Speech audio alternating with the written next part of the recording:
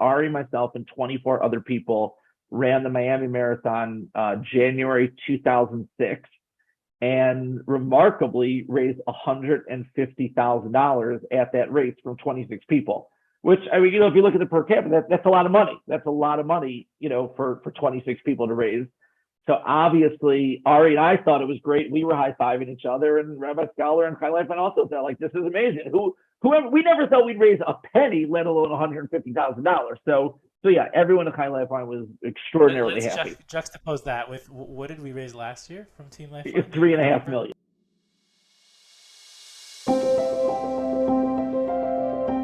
Welcome to On Air with Chai, a podcast that inspires, brings hope, shows strength, and resilience.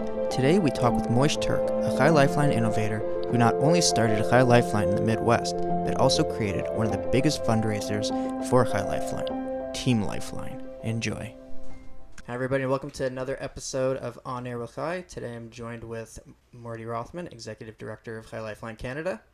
And our guest today is Moshe Turke, who is one of our biggest fundraisers, I guess, for Chai Lifeline, who has created some amazing programs and has an incredible story behind him. So we're very much looking forward to hearing about how he started and how he got to where he is today. Thank you very much, Moshe, for joining us. How are you doing? Thank you. Thanks so much for having me. Really an honor. So I wanted to go back, I guess, to the very beginning of everything. We can start, I guess, how you started with Chai Lifeline, where you began there, and then we can kind of get into the newer stuff. Okay. Well, again, thanks so much for having me. Really looking forward to spending some time with you guys. Morty and I have known each other for a long time and work closely together. It's always a pleasure. But he's a very busy guy, so it's not always that I get a chance to sit and hang out and spend so much time with him. So thank you for scheduling that. I appreciate it. Pleasure. Thank you for joining us. We appreciate your time. I know you're in Israel right now, and time difference is very difficult. All good. So yes, I look forward to this, Moshe. Really, I do. thank you for including me. So yes, I will tell you the way I got introduced to Chai Lifeline and really go way back to how it all started. I really think my personal opinion is in the best way and really the best possible place, because I was actually a counselor at Camp Simcha in 1994. So it definitely dates me, as if the hair or lack of hair did not date me enough. But so way back when, I was a Camp Simcha counselor the summer of 94. And that was really the introduction to the organization, and just all of my involvement and for the developments really blossomed from that experience. So how did you find out about Camp Simcha? I was volunteering while I was studying in Israel for the year. I was in yeshiva from 92 to 94 in the old city in Jerusalem, Yeshiva Hotel. And I had volunteered there as a big brother, big sister. So I was visiting a child who lived in Jerusalem who was battling cancer, and thank God he was doing well now. He's alive and well, and he was a child who actually attended Camp Simcha. So through the family that I became friendly with the family and became very close to them while I was living in Israel. They said, "Oh, you've got to be a counselor at Camp Simcha. You should really get involved." So it's through them that I heard about the camp, filled out the application, had the interview. And spent the summer there, and then just sort of that was really what sealed the deal. I just fell in love with the organization and said, this is something I really want to be a part of. So at the time you were living in Chicago, like your family lived in Chicago, and you were in Shiva in Israel. Yeah, born and raised. So were you one of the few Chicago counselors? Was that a common thing for boys from Chicago? No, I don't think there was anyone. I'm just trying to. I don't want to misquote, but I'm trying to think. I don't think there was anyone else. I don't think there was any other staff there from Chicago. I have to keep in mind. I mean, when we're going back to '94, it was a much smaller operation. I think the organization was probably 7 years. Chai Lifeline was probably 7 years old, 8 years old at that time. Camp Simcha that we know today, which operates all summer long, hosts 4 sessions throughout the season, and is attended by 500 plus kids.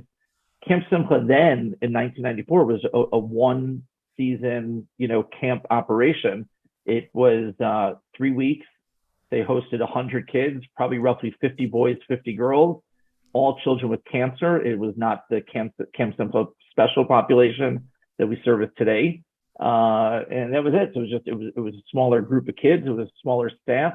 And yeah, if I remember correctly, I was probably the only person from Chicago working there that summer. That's amazing. And you know, I feel like there's very few people within Chai Lifeline who, you know, who've worked in Chai Lifeline as long as you and I have currently. And there's also very few people who have the understanding of what it takes to build a Chai Lifeline branch and an office. There's, you know, there are some people who started over the years and they're no longer at Chai Lifeline, you know, but I think even Rabbi Scholar, who we've had on previously, will attest. Like, there's a certain go get it kind of person who, you know, knows what it's like to knock on those doors and make something happen and tell people, get people behind a vision.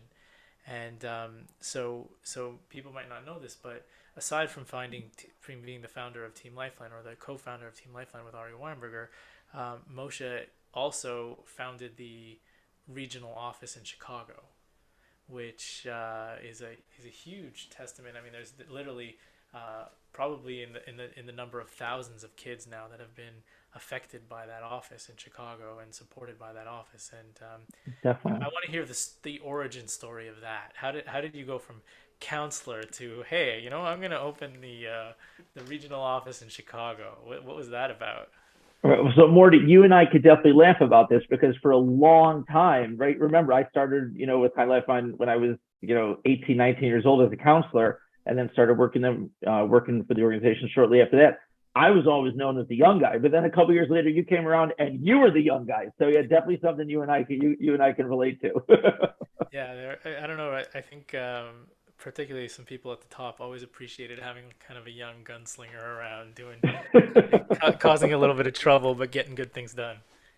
As I said, you and I can definitely relate to that. We shared that path. We shared that path, and thank God both of our paths have turned out great things. I mean, I know you and I, as I said, we work closely together, and take great pride in, and are very really have a lot really proud of what we've accomplished and been able to do. And it's amazing to think about all the families throughout Canada that you've helped, all the families throughout Chai Lifeline Mid-West, and just how much we've been able to accomplish. And like, obviously, just we're a small piece of it, but it takes a village.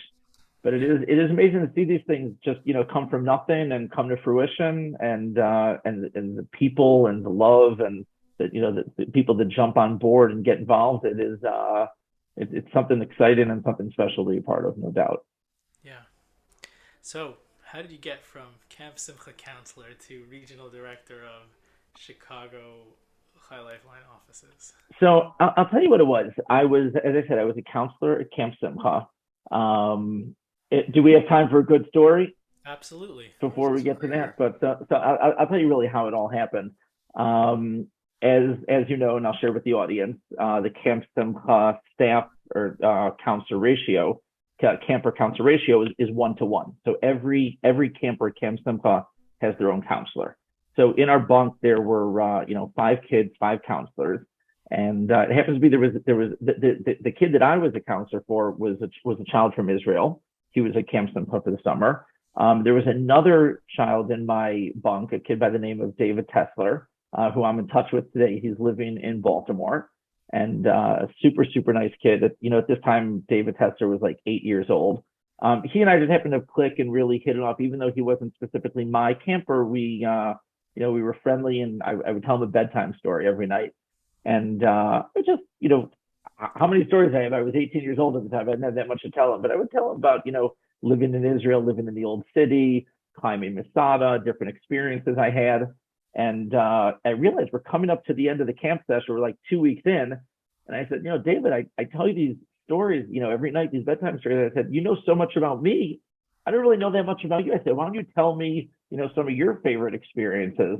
Tell me about, birthday party that you had, or, a family vacation, or summer, favorite summer that you've had, or, kids in your school. I want to hear and get to know more about you. And this kid, David Tesler, 8 years old, just finished battling 6 months of chemo treatment, not a hair on his head. And he looks at me and he says, well, I can't tell you about my favorite summer because it's not over yet. And that was it. That was my Camp Simcha moment. I was sold on this organization right there and then. Mic drop. Because right, for real. I mean, because you think about, this is one child. There were 100 kids there. This is one kid, David Tessler from Fair Lawn, New Jersey, who just told me that he had the best summer of his life. And I mean, I was a kid at the time. I didn't know anything about running an organization. I didn't know about fundraising. I didn't know anything about budgets and Excel spreadsheets. I couldn't tell you what it possibly takes to run that camp. But all I knew in my little idealistic world at that stage of my life was that whatever work went into it, however much money you needed to raise, whatever resources went into running that camp was worth it if it was just for David Tessler alone. But then you think about the fact that there were 99 other kids at that camp just like David. And to me, I just felt like, what a worthwhile and unbelievably impactful organization. And, I wanted to be a part of it. As far as how that transitioned to, that awakening moment, as far as how that transitioned to the regional office, I think there's also just like a very interesting takeaway from being a camp is you really had kids from all over the country, all walks of life, all types of kids, and really from everywhere. And oddly enough, I don't know how good your U.S. Geography is, Morty, but oddly enough, I met two kids from the state of Wisconsin, right? Like, Wisconsin is not a large Jewish state in relation to Illinois and, the community in Chicago. Chicago's got like 300,000 Jews at the time. And oddly enough, as I mentioned, there was no other staff there. Oddly enough, there weren't even any campers from Chicago. And I just thought, this makes no sense. I said, you've got kids from all over the country, and I just met two kids from the state of Wisconsin. If you don't have any kids from Chicago, from the entire state of Illinois, something is off. Something doesn't make any sense. I said, how could it be that you've got, as I said, I grew up in Chicago, and I knew what a wonderful community it is, how philanthropic, how involved in great causes. I said, it doesn't make sense. How could you have an organization like Chai Lifeline and a community, a philanthropic community like Chicago, and not have any kids from Chicago at this camp? Just doesn't make any sense. So that kind of got me thinking. And it was really with that idea that I reached out to Rabbi Scholar. It was after that summer at camp at 94. I got in touch with him, I guess like pretty soon after. And I asked him this question. I said, like, why don't you have, I said, this is an amazing organization and I come from an amazing community. Why don't you have a regional office in Chicago? And as I had mentioned, it was early on in the stages of Chai Lifeline. The organization was only like 7 years old at the time. Moshe, that must have taken some cojones to pick up the phone, a 19-year-old kid. Hey, why don't you do a better job, Rabbi Scholar? Like, I don't.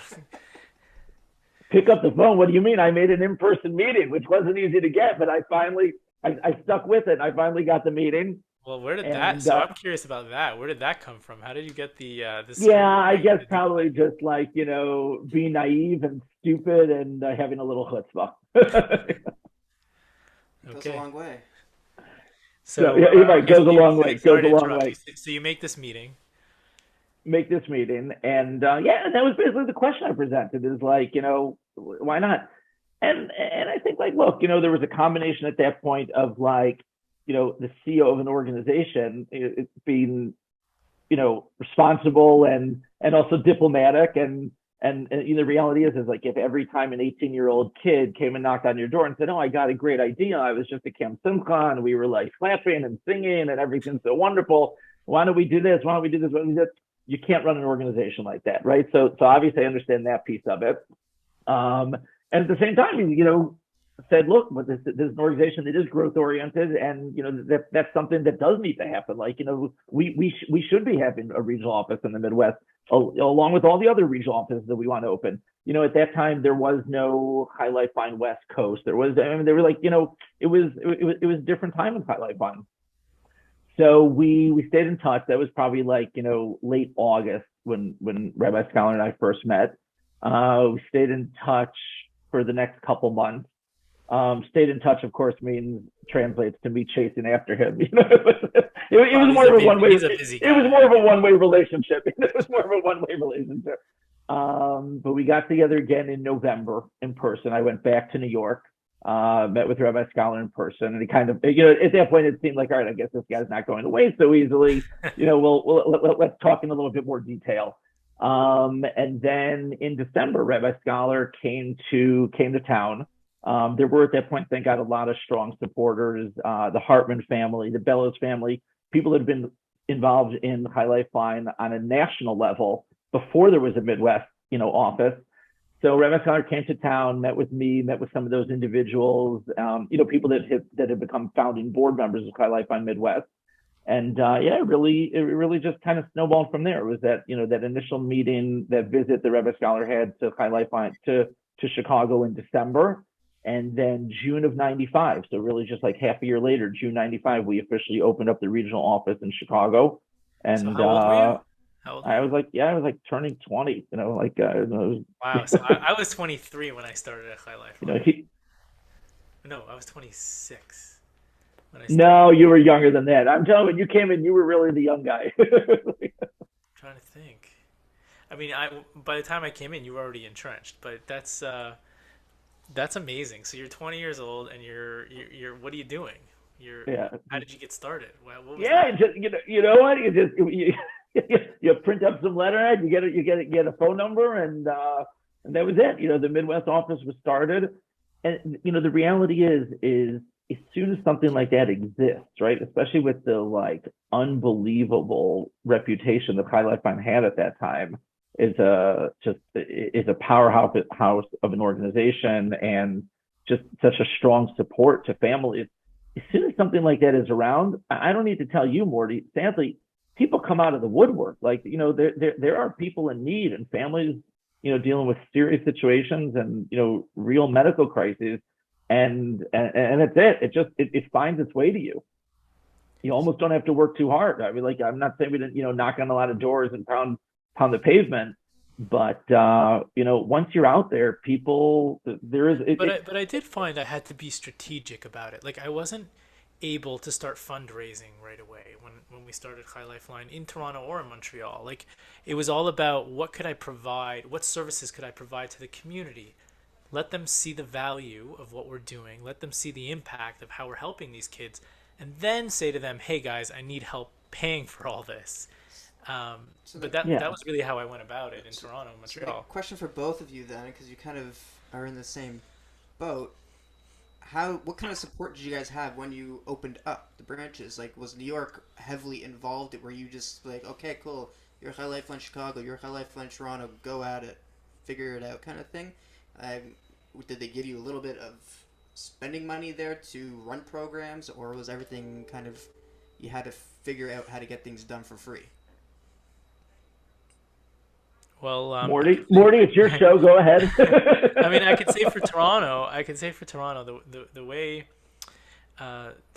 it worked, and this is something that Rabbi Scholar touched upon in his interview, was, the people who are very successful at Chai Lifeline are the kinds of people who get it done. He didn't waste time. He said, what did he do? He just got things done. He needed things to move, and he got it done.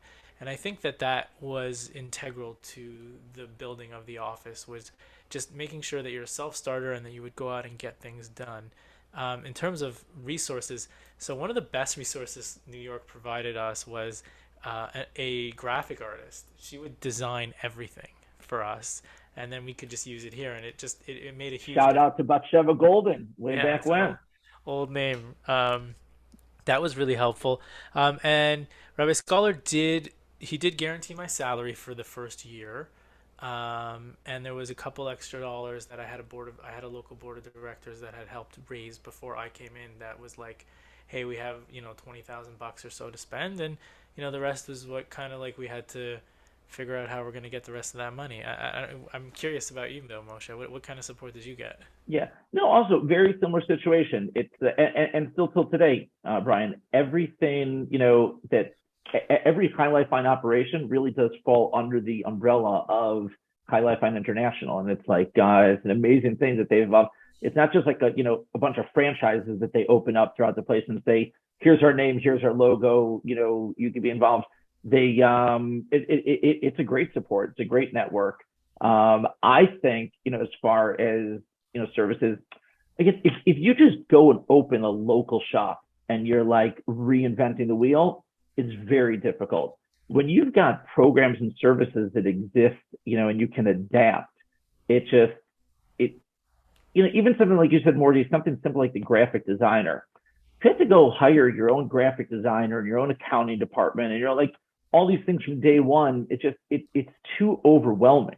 I mean, what are you going to start your own camp? I mean, the fact that we could just identify kids in Chicago, in the Midwest, and basically have them fill out an application, put them on a plane, and send them to Camp Simcha, our world-renowned, international summer camp experience, staffed by like top medical, pediatric oncologists, is an unbelievable thing. You couldn't start a one-man operation and be offering that service to people without the luxury, quite frankly, of being part of an international organization. That was the beauty of the structure.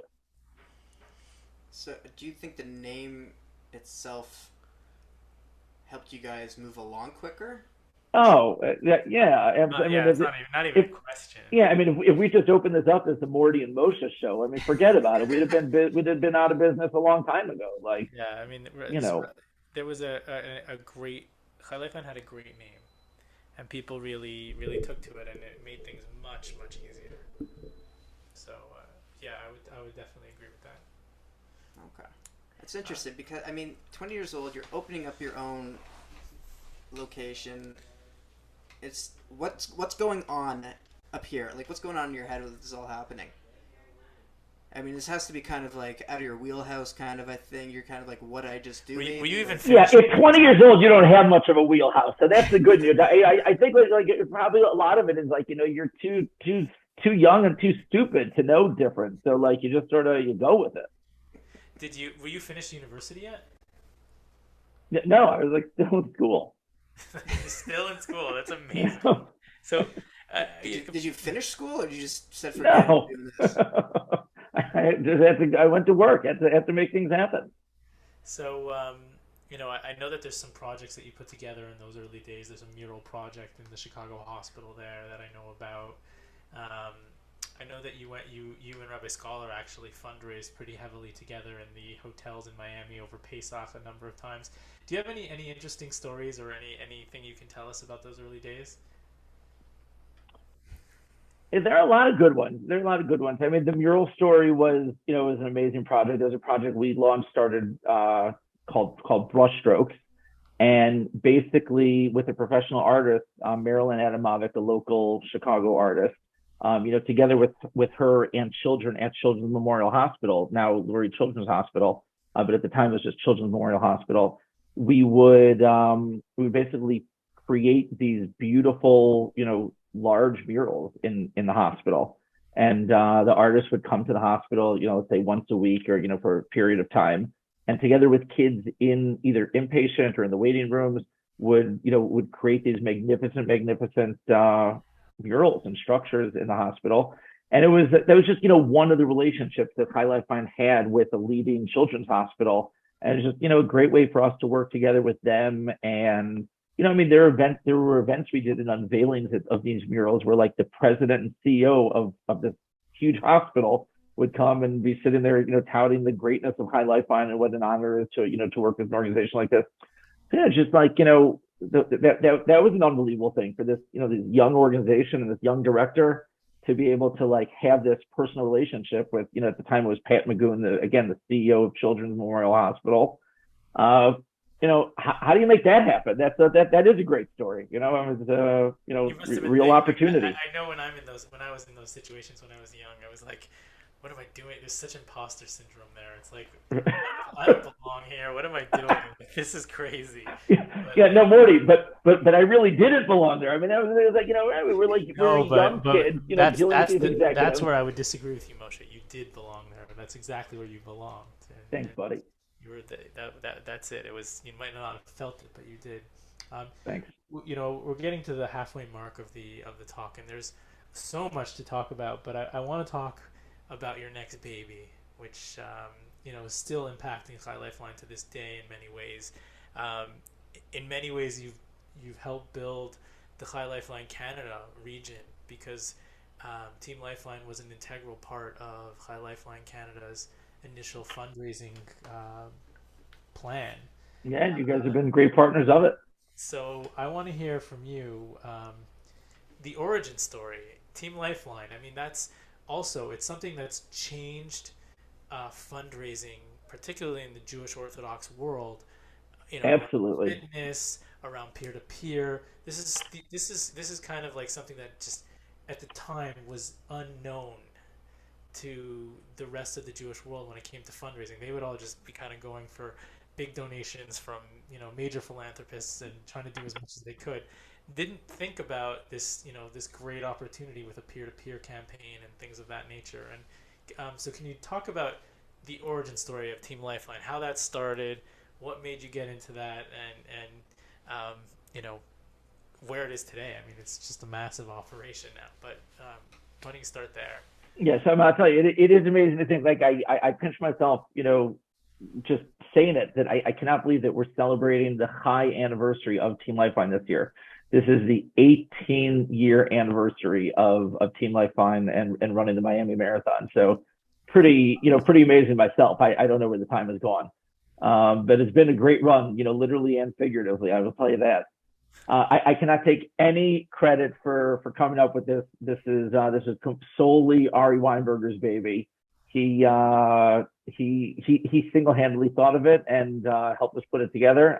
I will share the details of the story with you, but start to finish, any way slice or dice it, it really was Ari Weinberger's creation.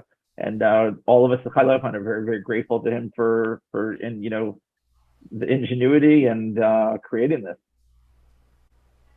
So let's hear it. So so it was actually Ari. So Ari and I knew each other again from Chicago. Ari Weinberger is a good friend of mine. He grew up in Scarsdale, New York, and he had spent a bunch of years in Chicago. He went to school at U of C. He worked in real estate and finance, for several years in Chicago before moving back to the East Coast. And Ari and I got introduced by a mutually good friend of ours, Rabbi Asher Lepatin, who was the rabbi at Anshe Shalom, and Ari at the time was the president of the synagogue. So Rabbi Lepatin introduced Ari and I. Ari got very involved in Chai Lifeline. He was a Chai Lifeline big brother. And then, another, Midas touch that Ari had, one of the ideas he had was to start a young leadership division. So Ari pretty much single-handedly started Chai Society, the next generation of leaders, which was a young leadership board for young professionals in Chicago. And he was the chairman of that for several years before moving back to the East Coast. And that was where Ari and I really worked closely together, because we did a bunch of events and ran very, very successful fundraisers. Again, all that he really spearheaded. So that was Ari and I's involvement. We became, as I say, both in work and out of work, very, very close friends. And we were always in touch once he moved back to New York. And then the summer of 2004, my family and I made Aliyah, Hani, and our kids at the time. We had three. We moved with three, and now, thank God, Leonard, we have 5 children. We had 2 born in Israel. It was the summer of 2004, so we moved with our 3 children to Modi'in, where we live today. And again, Ari and I were still in touch, and we had moved in 2004. And I guess it was, shortly after that, it was like December. I think it was like December 2004 that Ari Weinberger was running the Disney World half marathon. First time runner. He was not a runner. He just got signed up for another peer-to-peer fundraising campaign, endurance training program for a non-Jewish organization. And I was just kind of excited to hear, how that was going and, how his training was and, how the race was. So as I said, Ari did that race December 2004. And he calls me afterwards, and I said, hey, how did the race go? So it was great. He said, no, I had this crazy idea in between mile 4 and mile 5. So I was thinking, like, why did I just raise $5,000 for this, charity that I'm not really that involved in? He said, great cause, cancer research, but it's not anything I'm really passionate about, and I certainly don't have any connection to. He said, I think we should do something like this in the Jewish community. Like, I think we should do something like this for Chai Lifeline. at that time, I was not a runner. I didn't really know anything about peer-to-peer fundraising. I said, Ari, it's exactly what I told him. I said, Ari, I don't know anything about running, and I don't know anything about peer-to-peer fundraising campaigns. I said, but I know that you've got the Midas touch, and anything you're ever involved in turns to gold. So if you think this is a good idea, we should do it. And that was really where the idea came from. It was literally, Ari Weinberger in between, in the middle of that race, just thinking like, hey, why don't we do something like this for Chai Lifeline? So Rabbi Scholar takes a chance on a 20-year-old. 20-year-old makes friends with local president of a shul. Rabbis in communities that are listening to this, please introduce me to your people. Because amazing things happen. Amazing things do happen. Amazing things do happen. So Ari says we should do this, and then so what do you do then? So you start. So yeah, so we say, okay, you're in Israel. So what do you do? I'm in Israel, right? This sounds good. Ari is a powerhouse. He talk about a guy who knows how to get stuff done. So Ari and I just had this initial conversation, and then shortly after that, for a couple of weeks after, and this is going back 20 years. I can't tell you the exact timeline, but it was probably, if I know Ari, it's within a couple of days, couple of weeks. He says, all right, look, I identified a race. Remember, this is like December 2004, January 2005. He says, I identified a race. He says, the Miami Marathon. It's a new race. It's January 2006. So we've got a year now to build and plan. He says, this is the race we should do. There's a half marathon and a full marathon, so you can offer both distances to people. It's a Sunday race, so you don't have any concern with people that aren't, that are Sabbath observant and not able to run on Saturday. So he says, you've got that going for it. And of course, it's a great, race destination. Like, who doesn't want to go to Miami at the end of January? So he said, okay, this is it. We're gonna bring a group of people to Miami to run and raise money for Chai Lifeline. So now the two things we need to do is figure out, like, who are these people that are going to run? Because right now it's just me and Ari that say this is going to happen. And of course, the other thing is, like, to get Chai Lifeline on board and get them to think this is a good idea. So I was in, again, I couldn't tell you the exact timing, but sometime in the winter, I was in New York. And Ari and I reached out to Rabbi Scholar. We said that, we wanted to have a meeting with him. Rabbi Scholar and I were on, great terms, tremendous run at Chai Lifeline Mid-West regional director. And we said, okay, we want to talk to you about a new project. So Ari and I met with Rabbi Scholar and basically told him, here's the idea. We're going to recruit and bring people to the Miami Marathon, and they're going to raise money for Chai Lifeline. And he basically looks, he says, you guys are out of your mind. He says, if you really think that people are going to go run a marathon and raise money for Chai Lifeline, he says, you're even crazier than I thought you guys were. You're absolutely meshuggah. This is never going to happen. He says, if you want to try it, go ahead. I mean, you got nothing to lose. You want to go find people that you think are going to run a marathon and raise money? Terrific. Go ahead. I don't think this thing is going to fly. I said, all right. Thanks for your blessing, Rabbi. That was it. Ari and I were literally and figuratively off to the races. So what is from when you guys started the team, what did it look like then compared to now? Well, I want to hear, like, what was that first year? How many people did you actually recruit? Right. So again, as I said, I could take no credit for this. I recruited that many people. Okay. Ari Weinberger recruited every single person on the team. So it was literally Ari, myself, and 24 other people. So Team Lifeline in 2006 was a team of 26 people. And literally every single one of them, people that Ari either knew or networked into. So it was like anyone he ever heard of that ran or knew someone who ran. By the way, this is going back 20 years ago, so running wasn't even that popular. It's not like today where everyone and their mother is a runner. Like, it was just, if he heard of a runner or someone who knew a runner, he'd call that person and be like, hey, I'm putting together this team. You want to run for this charity? And he'd pitch it to him. And lo and behold, he got 26 of us to do it. As I said, Ari, myself, and 24 other people ran the Miami Marathon January 2006. And remarkably raised $150,000 at that race from 26 people, which, I mean, if you look at the per capita, that's a lot of money. That's a lot of money, for 26 people to raise. So obviously, Ari and I thought it was great. We were high-fiving each other, and Rabbi Scholar and Chai Lifeline also felt like this is amazing. Whoever, we never thought we'd raise a penny, let alone $150,000. So yeah, everyone at Chai Lifeline was extraordinarily happy. That with what did we raise last year from Team Lifeline? Do you know the number? It's $3.5 million. So yeah, so it's definitely it's come a far way.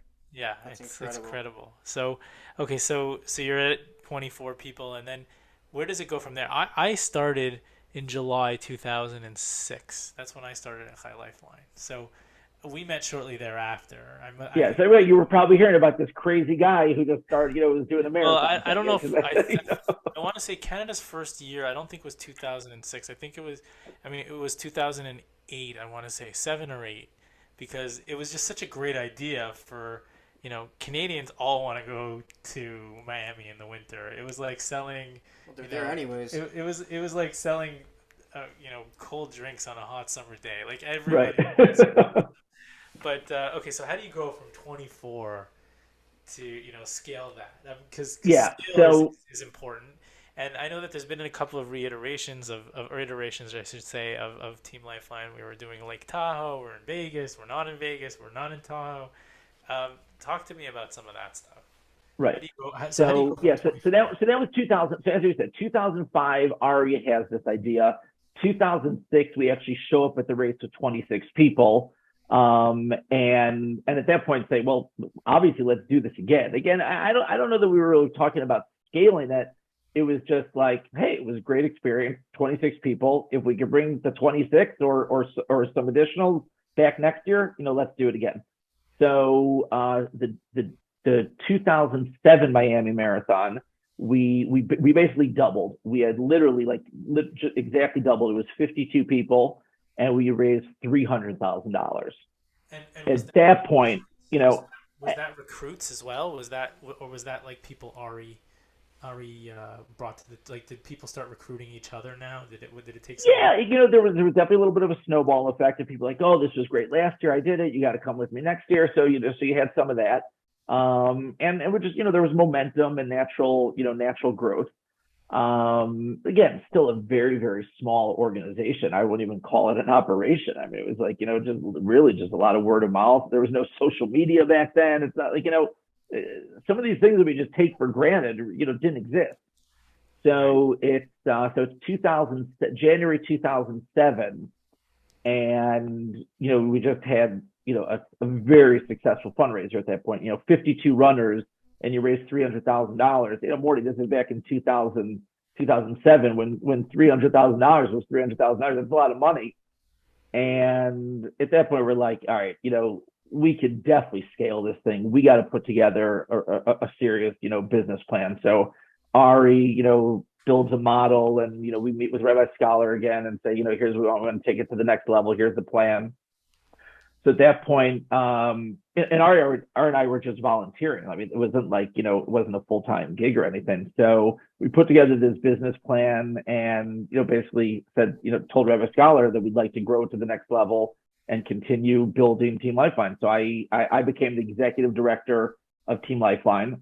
And then that next year, 2008, we grew to 200 runners and raised $1 million.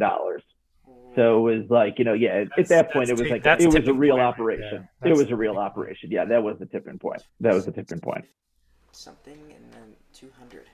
How do you scale like that? How do you just grow and blow up like that?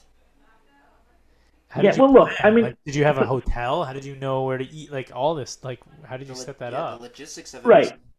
So, there are a bunch of, strategic parts to play into that.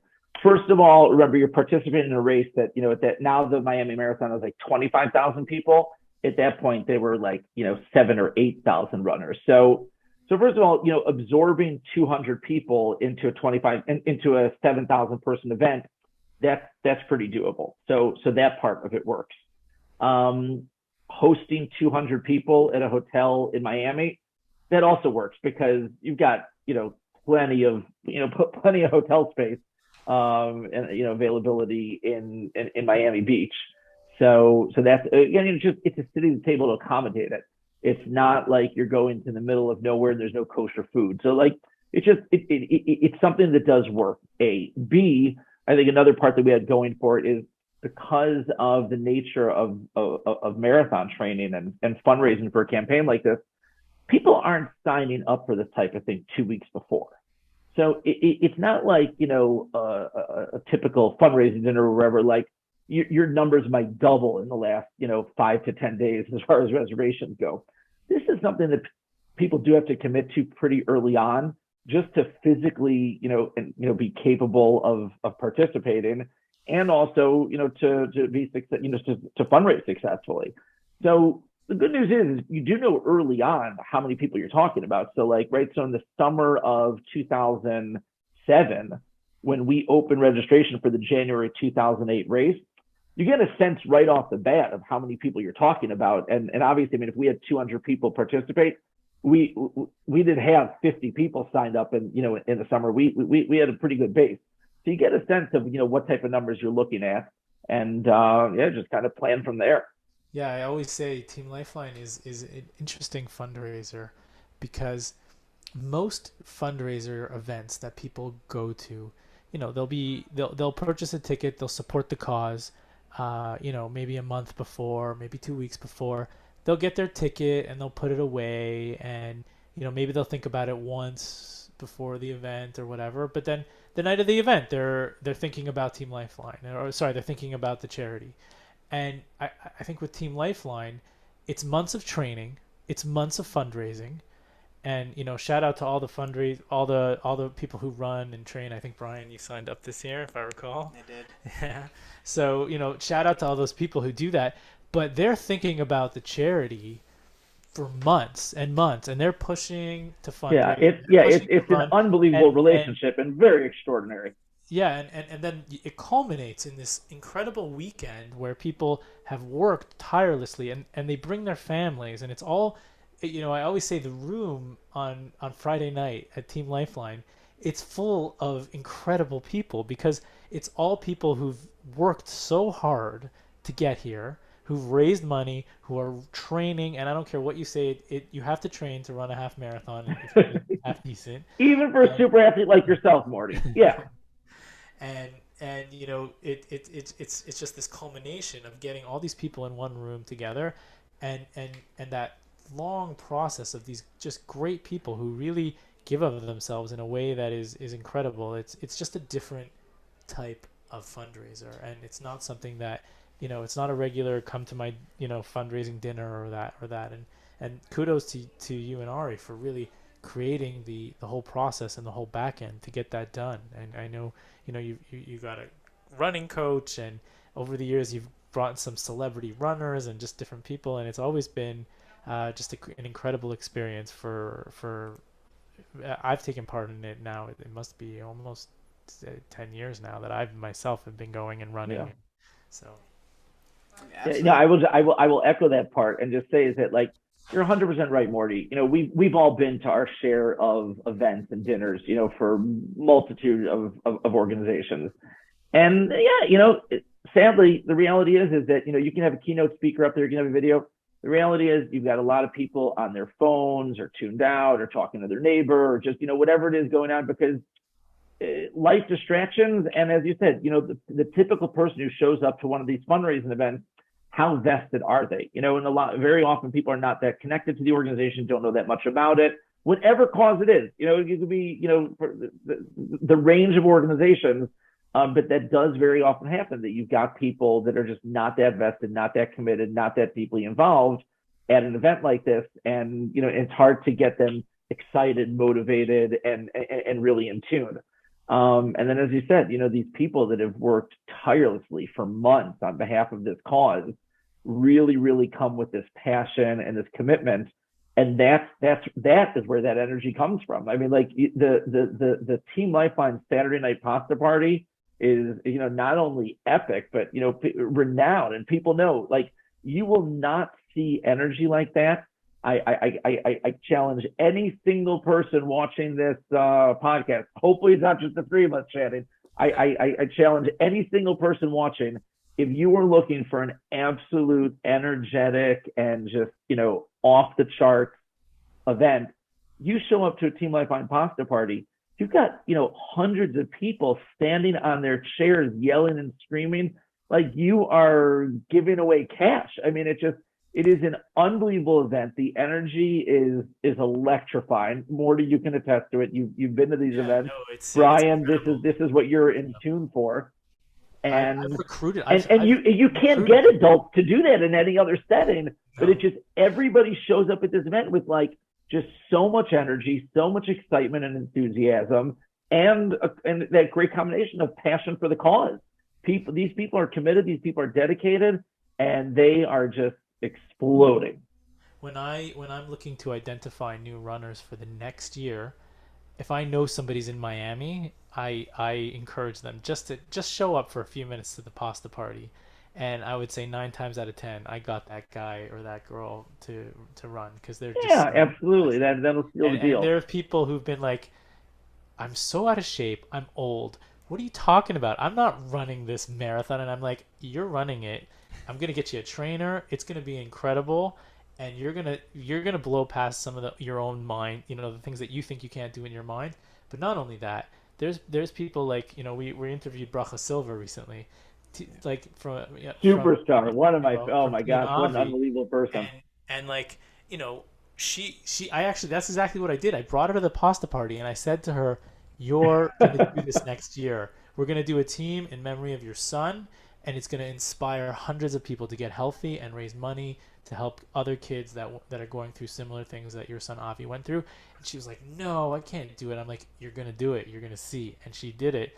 And Team Avi is a mainstay at Team Lifeline every year. Like everybody, people know Team Avi's around. So it's incredible that the pasta party and all that you've put into it and you've created there. So Yeah, just and no, and that is the amazing part, Morty. As you said, like Bracha Silver, absolute superstar. I mean, this woman is a poster child for Team Lifeline, and that's the beauty of Team Lifeline. We always say we don't train professional athletes, elite athletes. We train elite individuals, and it's just about really really good people.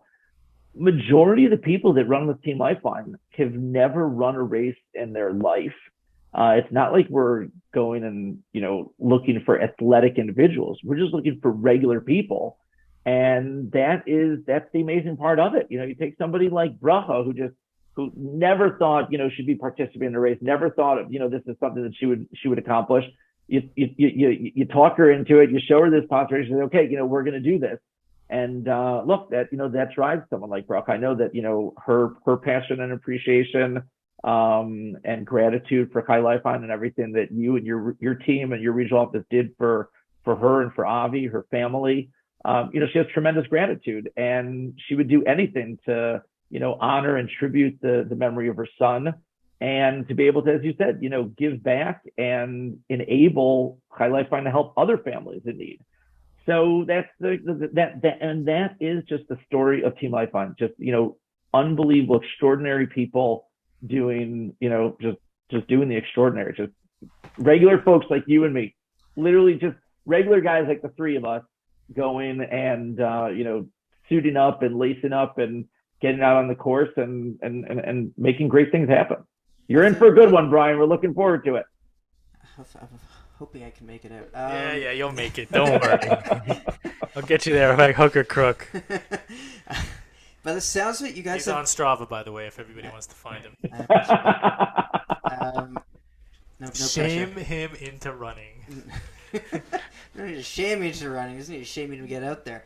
But so you guys have created an institution on its own. Really, is what I'm hearing.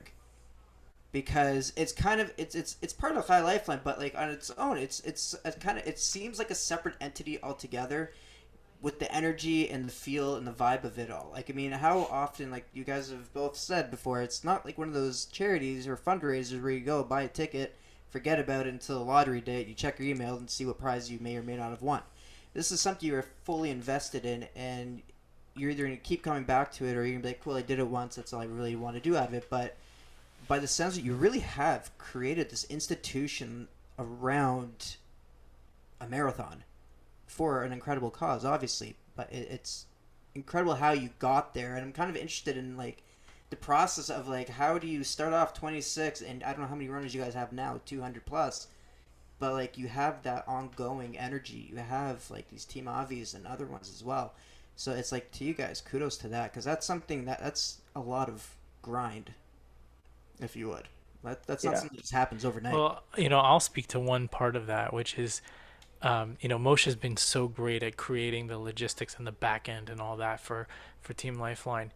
And one of the things that I felt that was really impactful on getting people to run year after year was really creating a community of runners. People, we had the pandemic the last 2 years. We had a WhatsApp chat from all the runners the year before who took part in Team Lifeline, and they were going strong throughout the pandemic. They were talking and joking and talking about running, and it was a community. And yeah, they some of them will come back and some of them won't. But when we open up registration, at least in Canada, I could say we got 50, 60 people signed up without even advertising, because people they're just they come back, and there's this community of people they're going to see every year, and they know it, and it's just incredible. So we're able to, because Moshe, you're doing that, all the logistics in the US and taking care of so much there, we're able to focus on that here in Canada, and it's really made a huge impact. I don't know about you, Moshe, if you could say the same in terms of what you guys are doing to make sure people want to come back, but there's certainly a community of Team Lifeline. I know every year I see the same people come back and they enjoy. And Yeah, no, definitely is. Look, and Brian, I mean, part of it is perfect storm, right? Like it's an unbelievable organization. It just, it captivates people and touches people's hearts. So the idea that like, okay, I can run, I can get in shape, and I can help put a smile on a sick child's face, like that is just it's a great partnership. So you've got a lot of people out there like that. And I think, and I'm just, share a story of one of the teams that started, and I think it really just kind of adds, sheds some light on this idea that you're talking about. One of our strongest and longest running teams is Team Kara, a girl that is started, that was a team that was started in honor of speaking of Rabbi Lepatin, I had mentioned Rabbi Asher Lepatin earlier, who introduced Ari and I. Rabbi Lepatin's daughter, Kara Lepatin, she was diagnosed with a brain tumor as a child. This is going back well over 10 years ago, and their family was involved in Chai Lifeline. Kara attended Camp Simcha. This year, Kara actually worked at Camp Simcha as a staff person, I'm happy to tell you.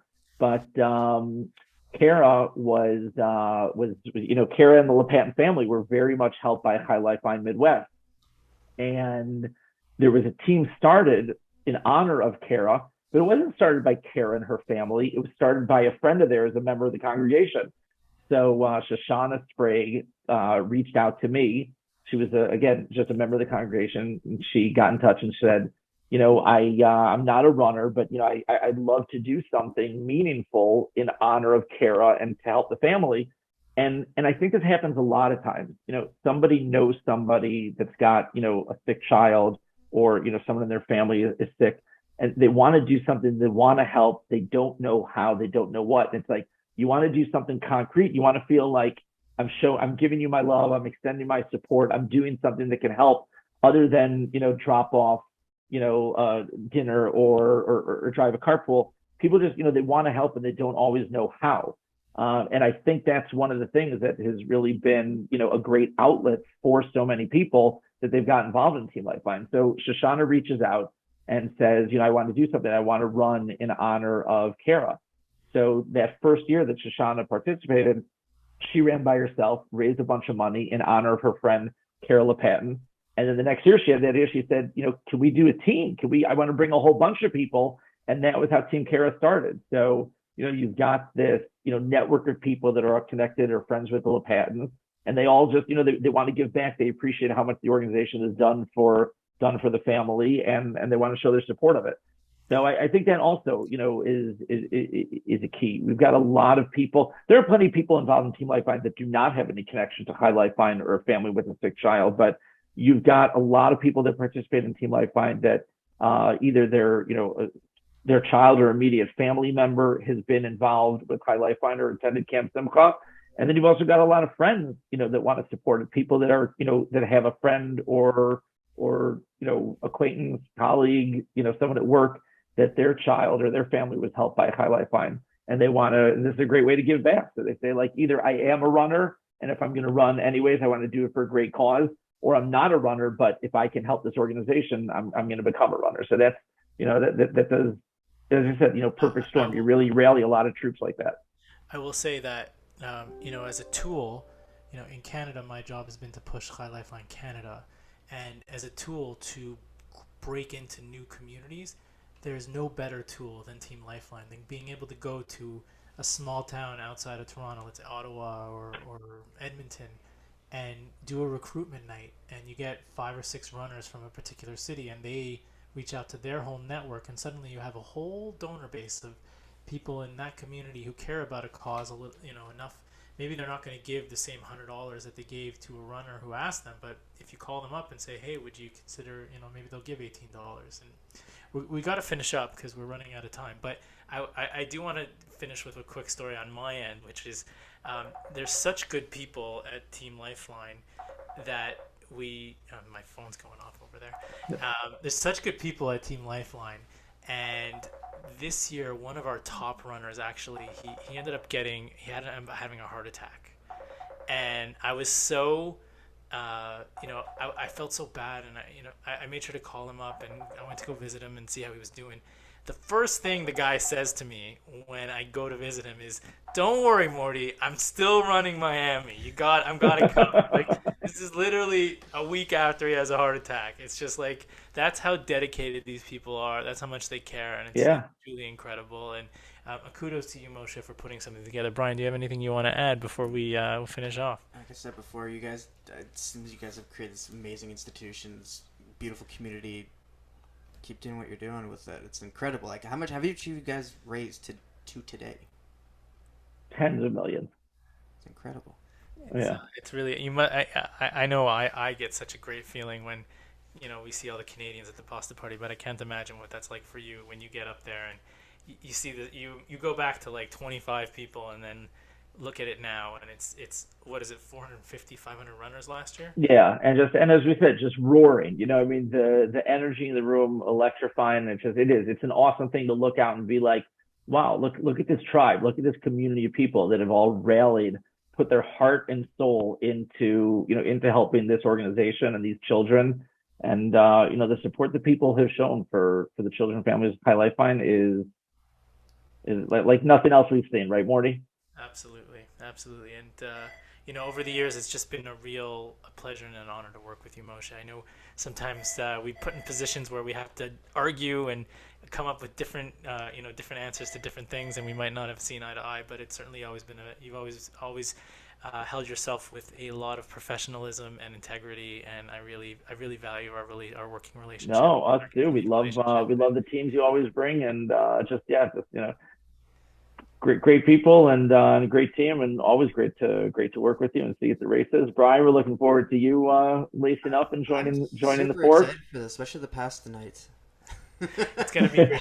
You're gonna love it, Brian. You are in for a good one. You are in for a good one. Well, thank you, Moshe. Thank you so much for your time. Thank you very much. Thank you again. Thank you for thank you for including me in the show, and it was great to chat with you guys. And thank you for the excitement and energy that you shared for Team Lifeline and for the mission. So really a pleasure. I love getting to hang out with you guys. Have a great night. Take care. All the best. You too. Thank you. Bye-bye. Thank you very much, Moshe, for your time today. We really do appreciate all that you told us and sharing your story with us. We know it wasn't easy scheduling with you being in Israel, but the fact that you had that incredible story in the chutzpah, we'll say, to walk into Rabbi Scholar's office and pretty much tell him that you need to open up a place in the Midwest is absolutely incredible. I mean, obviously not telling people to go ahead and do that for everything they want to do, because it's not always going to work, but in this case, what happened, and it happened in the perfect timing, and you guys were laughed at pretty much with getting people to run for Chai, and you made it into this incredible yearly event that happens, the Miami Marathon. You guys join in, you bring out hundreds of runners, you raised millions of dollars, and you keep going strong. So thank you for your time, thank you for sharing your story, and thank you listeners for joining us today. On Air with Chai is a Chai Lifeline Canada project produced by myself, Brian Strasberg, hosted by myself and the Chai Lifeline Canada Executive Director, Mordechai Rothman. Guests are booked by Orly Davis and graphic design is done by Candace Alper. Music is provided by Music Unlimited from Pixabay. For more information on how you can help Chai Lifeline Canada, please visit our website, chailifelinecanada.org.